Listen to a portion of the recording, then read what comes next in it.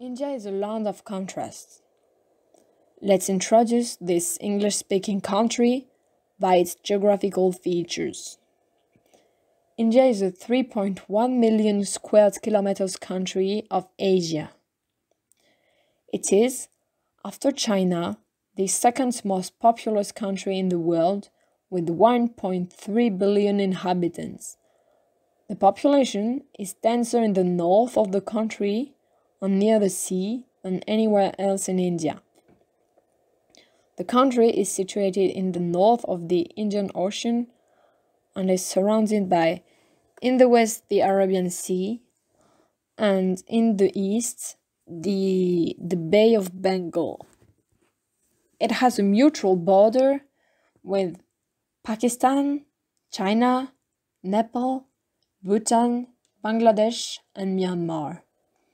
The north border of India is materialized by the highest mountain belt of the world, the Himalaya. The climate in India is tropical in most of the country. From June to September, India has to face the seasonal monsoon rains that can create mass floodings. The rivers in India have an important place in Hinduism, the dominant religion in India. The biggest river is the Ganges, a 2,600 kilometers long river flowing in the north of India near the Nepalese border. The capital is New Delhi, a 42.7 square kilometers area, and there is 257,000 inhabitants. But the most populous city of India is Mumbai, with 12.4 million inhabitants. India is currently facing a huge migration from the rural to the urban space.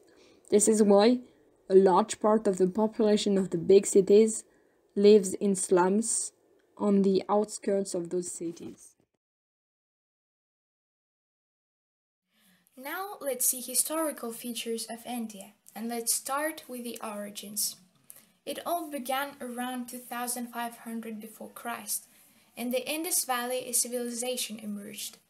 It was a highly civilized population, urban, scientific, and organized. They've had success in agriculture and trade, but it slowly fell into decline and in the end disappeared. After that, in the years 320 to 500 of the Common Era, a great empire has been formed, the Gupton Empire. It was a golden age for India with its great conquests and great warriors, but also because of the emergence of classical Indian art and the development of science, education, and philosophy. India has always attracted merchants all over the globe. In 1498, Vasco da Gama was the first European to reach India with a new sea route. In 1600, a royal charter was created to make the East India Company to rule over large parts of India. The East India Company is an English company formed for the exploitation of trade with East and Southeast Asia and India. The main merchandise products were cotton, silk, indigo dye, spices, tea. Centuries later, from 1857 to 1858, India has known a rebellion against the rule of the East India Company. Also called the First War of Independence, it began in Meerut with a mutiny of sepoys.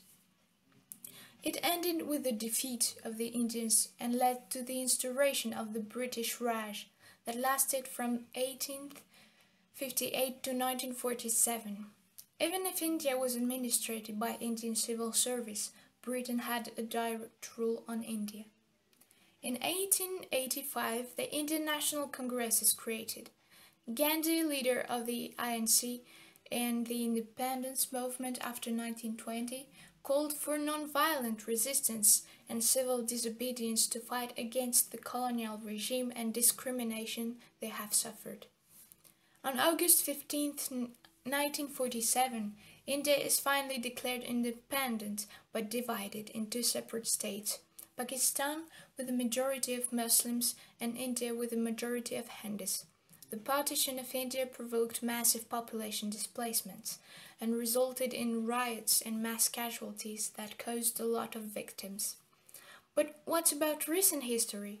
Well, Indira Gandhi, Nehru's daughter, has been the only female prime minister in India. She ruled from 1966 to 1977 and then later from 1980 to 1984 until she was murdered. The current Indian Prime Minister is Narendra Modi since 2014, but his place in power is controversial. For example, it caused massive protests after abolition of Jammu and Kashmir's special status in 2019. But there are also other reasons. Hello everyone. Today we will discuss about arts and culture in India. Firstly, India has many main religions, whereas the Hinduism is in majority with 80%. Religion is not a problem in India, because the freedom of religion is a fundamental right. Let's talk about Hinduism. The Hinduism is not only a religion, it is a mix of different philosophies and traditions. This religion is the root of Indian constitution, including with the setup of caste system, what we talk about later. The Hindu believe in a deity who is named Brahman and also in reincarnation and the karma doctrine. The Buddhism was created 2500 years ago, where Buddha isn't a deity but an ordinary man, and the aim of this belief is to reach inner peace and wisdom. The caste system structures the Indian society into ideal categories based on the work of people. If the person has good jobs, then has more privilege, and vice versa. This system was harsher during the British colonization in order to simplify the direction. Fortunately, today the discrimination of this system is prohibited. The lower caste have now access to government jobs thanks to quotas, but this system stays ingrained in Indian life. There is no unique language spoken in India, but more than 150 that are spoken by at least 10,000 people. The most spoken language is the Hindi, with 422 million speakers. Other languages are widely spoken, such as Bengali or Tamil. In addition, India has many other cultural treasures as spice or their clothes. Women wear sari, a long toga, and the men wear dhoti, a long jacket with baggy pants, kind of like Aladdin's actually. The traditional sports are yoga, hockey and cricket. But there one more who's kabaddi. What's kabaddi? Let me tell you. Well, the kabaddi is an old sport which became popular in 12th century and is divided into two teams of 7 players. One player, the raider, need to run into the opposing team's area, take out as many of their defenders as possible, and returns to his team area. The team then wins 1 point, but if the opposing team stops the raider, then they win 1 point and not the raider team. Is it clear? Now, it's time to talk about audiovisual culture with the cinema. You probably know the existence of Hollywood studios, but do you know that there are approximately the same thing in India with Bollywood? For information, a large part of Indian films come out of this studio. In a few words, Bollywood is a mix between Bombay, actually Mumbai, and Hollywood. Bollywood is the world's largest of features film produced, and the most popular genre is the masala. The masala is a mix of action, comedy, romance, and musical songs. And now, if I tell you Unbreakable, Split, Glass, you tell me it's American for sure. And you're half right, because in fact, this film comes from a director who is born in Pondicherry in India, Mr. Night Shyamalan, who has the American citizenship. To continue with the cinema, you should know that there are many other famous Indians, such as an actor, Irfan Khan. He was also known in the world and unfortunately gone this year. In particular, he was known for his role in Slumdog Millionaire including a role in Jurassic World. Finally, we will discuss about a famous musician died in 2012 at the age of 92, Ravi Shankar. He was a famous sitar player, a typical instrument of India, and very influential. For example, he influenced the Beatles. He has a daughter who is also famous in the music world, but on jazz side, Nora Jones. Thanks for listening us, stay tuned! Now I'm going to talk about economy and the current events that affected India. Firstly, I will explain you the economy of this country. Secondly, I will present you the current events. To begin with, India now has an important increase of its gross domestic product or GDP. In example, in 1985, this number was to 3 millions. In 2010, it was to 67 millions. Three sectors helped to obtain this number. The first is services with 59%, the second is industry with 27%, and the last is agriculture with 14%. Now I'm going to talk about the employment by sector in 2009 and 2010. A lot of workers work in the sectors of agriculture. In case the percentage of employment in agriculture is to 53%, after there's the manufacturing with 11%, the construction with also 11%, the trade with 9%, and in the last 16% there is sectors like education, government, hospitality and others. The India's top export was in 2013 and 2014. We will see the place of the different production in this record.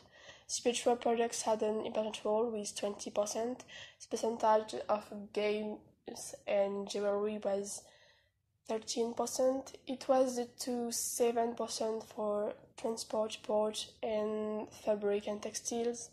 The machinery and pharma had a less place with 5%. Each other, like the metal products, electronics, and plastics, with approximately 3% each other. The place of other production is important with 25% of the export. To begin with the current events, I'm going to talk about coronavirus in India. This country is the 13th country most affected in the world by this virus in number of cases. In number of deaths, it's the 16th. 24th of June 2020, the number of cases was approximately 245,000 and to 14,000 for the deaths. It's a record daily infection figures. There is Indian state with more confirmed COVID-19 cases. The city of Delhi had approximately 22,000. The 2nd of June, for the state Gujarat, it was to 17,000, and for Tamil Nadu, it was to 24. The state of Maharashtra is more affected by the coronavirus, with 72,000 cases. I'm going to present you the border disputes between Indian and Chinese troops. The 16th of June, 20 Indian troops are killed in Ladakh fighting. Territory of Ladakh is at India, but since 1 month there is a lot of Chinese troops in this territory. After this clash, India called for boycott the Chinese goods. Now I will talk about the supercyclone Amphan. At 4 p.m. the 20th of May, the supercyclone made landfall with winds of about 120 miles per hour. It was causing storm surges of up to 5 meters. There is 5 deaths, 3 was Indians and 2 was in Bangladesh. More than 2 million were evacuated from their home in Bangladesh, and a further 500,000 of people in West Bengal and Odisha. Then I will show you the bad relation between China and India a second time. Some apps was created to detect Chinese apps in India phone. It was a way to show how much India don't want to China. Google removes these apps off its platform. Also about internet and apps, India asked internet service providers to block WeTransfer. This app permits to upload and share files up to 2 GB for free. At one time, it's weird that India wants that now, because with the coronavirus, hundreds of millions of people are working from home to stop the coronavirus.